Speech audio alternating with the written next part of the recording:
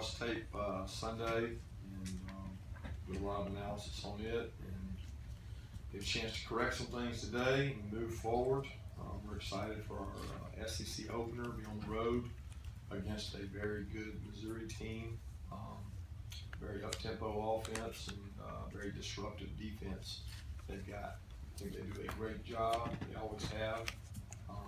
Coach Odom does a great job defensively. He's always been a good defensive mind in his conference.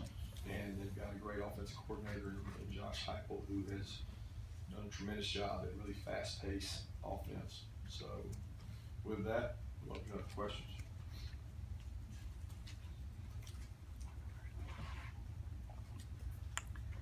Kirby, you may tell me I'm making way too much of this, but through a couple of games, Nick's yards per carry and some of his bigger runs have been when Grayson is at quarterback. Do they have a better chemistry since they've been around longer, or does it have more to do with the way the plays have been blocked?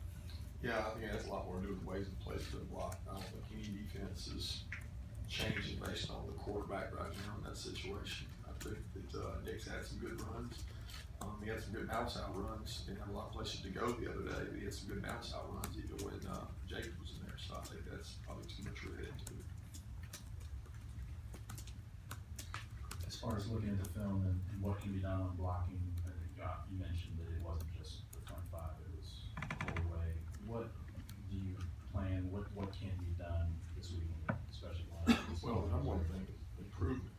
Improvement in how you block, get your second step on the ground, making sure that we get movement, playing harder with a little more energy and enthusiasm will be the number one challenge to make sure that the temperament's good and the enthusiasm and energy's good. I think that a big part of the offensive and defensive line is toughness and strike, and we didn't do that Saturday.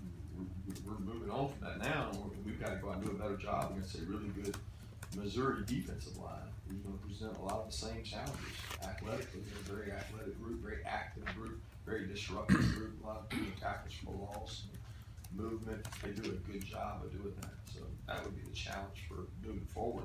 That we show improvement. Coach, if I could ask you to expound on the quarterback competition going into this week. Obviously, you had a chance now to review the tape that Hal Eason did. And what will you be basing on which quarterback gives you the best chance to win? And could we anticipate, based on the way things are going, that we probably see two quarterbacks in this game?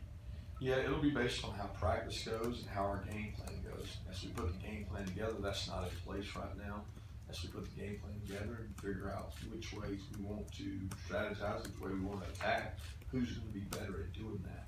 And that'll play itself out during the week over the course of today, tomorrow, Wednesday. I mean, every team in the country has a way they go about getting prepared. You have a formula for the week of what you're going to do on Monday, what you're going to do on Tuesday, what you're going to do on Wednesday, and then you review that on Thursday. So we'll do that same process. We'll figure out which guys can give us the best opportunity. They're both going to rep, both continue to rep, and figure out which one's going to give us the best opportunity to win.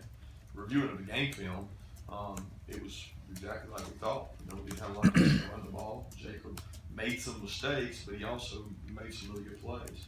You know, and Grayson came in, and for a guy that came off the bench, did a great job manufacturing a third down, a bad snap, made a great read, made a good throw, and did what we asked him to do. So I was very proud of how he managed the situation that he was brought into.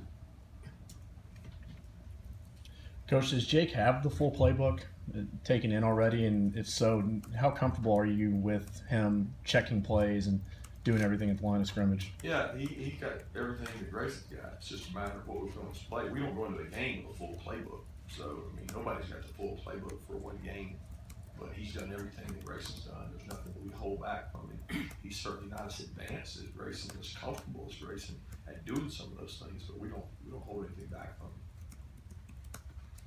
Kirby, how much of the run game issues do you look at the blocking, and how much is just the numbers they had in the box making it really challenging?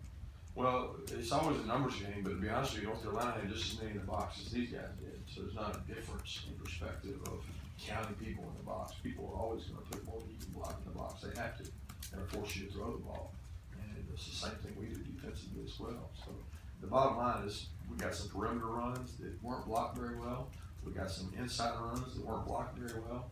And we got to block better. And we gotta do a good job mixing it up and give them an opportunity to take some shot plays and take advantage of those. Because when you don't take advantage of those, then you're behind the sticks. So it's a simple game. If you can block, you can tackle, you can run the ball, it makes it really easy to play, to make the calls of offense. And if you can't do that, it makes it very frustrating. Kirby, early on in camp, I asked you several times about leaders, and you were searching then, and it sounds like you're still searching. How's that coming along, and how do you teach that to guys that might not be natural born leaders? Well, I think you coach it. You work hard at it. It's an evolution of leadership for this team. It's always that case. Every team I've ever been on was at a different degree of leadership. And I certainly think this one is struggling to find that. Guys are getting comfortable in their roles. They're still figuring out who they are. Some guys are more comfortable than others. I thought it was a great added bonus to get Sony back from an energy standpoint and from the standpoint of he's a really good leader. Sony's a guy that has shown me that he's not afraid to be vocal. And that's important because once one guy gets comfortable, a lot of times it's contagious. And you need more guys comfortable speaking up, saying how they feel, making sure practices are done the right way. What are your practice habits? How good you look squad? And demanding that stuff get done. Because as coaches, we can beat them over the head and keep screaming about it. But at the end of the day, the ownership comes from the players. And we've really tried to develop that over the last 7, 8, 9, 10 months even, trying to get that developed. Coach, as somebody who's been in the SEC for a while, and somebody who's seeing this situation with fresh eyes, would you describe Georgia's talent as league average, better than league average? I don't get into a comparison.